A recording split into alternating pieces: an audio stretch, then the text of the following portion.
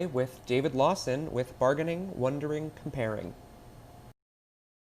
I've been bargaining. I have been wondering when things are going to get better, and I've been comparing the United States to the rest of the world.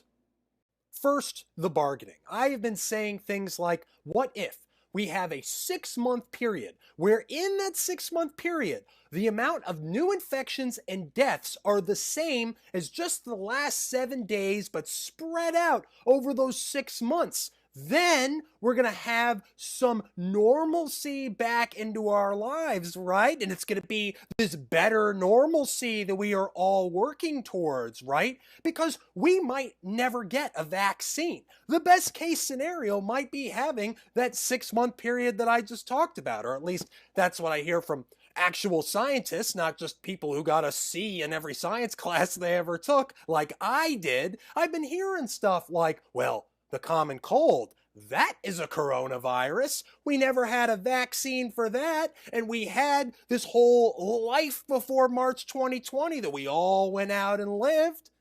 So that's been my bargaining. The wondering how soon it will all get better.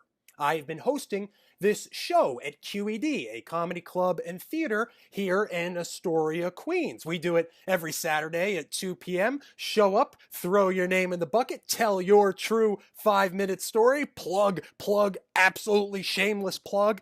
The show has been going really good, though. It's been great to perform for a live audience. Masks on, socially distanced, it doesn't matter. It's not Brady Bunch view on Zoom. It's real people that I'm performing for. And I've been thinking, though, when it gets cold out, that show at QED is going to end. And by the time it's cold out, we're not going to have indoors socially distanced theater, masks or not. I was recently going to volunteer for an absentee ballot volunteer shift at Queensborough Hall for a candidate that I wanted to win. They were running to the left of an incumbent, by the way, and they won, by the way. Always nice when that happens. But I didn't go to this volunteer shift. I did not want to spend hours and hours inside in a room with a couple dozen other people, masks on or not. I didn't feel comfortable. Because I've been loving doing these virtual shows. And yes, I do wish we were all above 36th Street at the tank together right now. But even in the fall, even if we get that 6 months that I'm like bargaining for here, I don't think we're going to be showing up to the live theater. And even if we get that scenario, I don't know if I'm going to be comfortable showing up at the tank, socially distanced, masked on, indoors. I just don't know. So that's been the wondering when things are going to get better. And third, I have been comparing the United States with the rest of the world.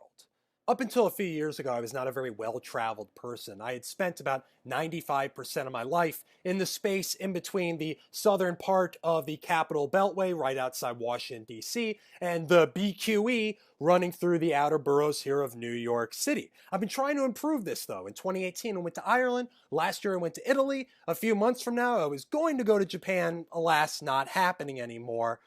I always had this beef against really well-traveled people saying things like, oh, I want to live in this nation instead of the United States, and this nation instead of the United States, mainly because I often hear that from well-to-do white folks saying they want to live somewhere like Sweden. Then I would say to them, oh, you want to live in a nation that's 97% white. I see how it is. And then I would watch them squirm. But more than ever in my life, I have been wanting to live in a place with a smaller, more centralized government, like Ireland, like Italy, like Japan, like so many nations, a nation that could also have the diversity and the great immigrant roots that the United States has. Most immigrated to nation in the world today is still here. Though I wish the United States did have the equality of a nation that I don't even think exists yet. But I wish we had things like, everybody put your masks on. This is coming from up top. Everybody wash your hands. We have a unified message on this. Here's your $600 every single week, because we understand that it's not decentivization to work. Maybe I got a C in English too, decentivization. But it's not decentivizing you to work. We understand that your job is gone because of the pandemic. And if you have been feeling those things, that bargaining, that wondering when things are going to get better, that comparing to the rest of the world, then I just want to say the 3 words that I think so often watching Fast and Furious shows at 36th Street and here online. Those 3 words being, you're not alone.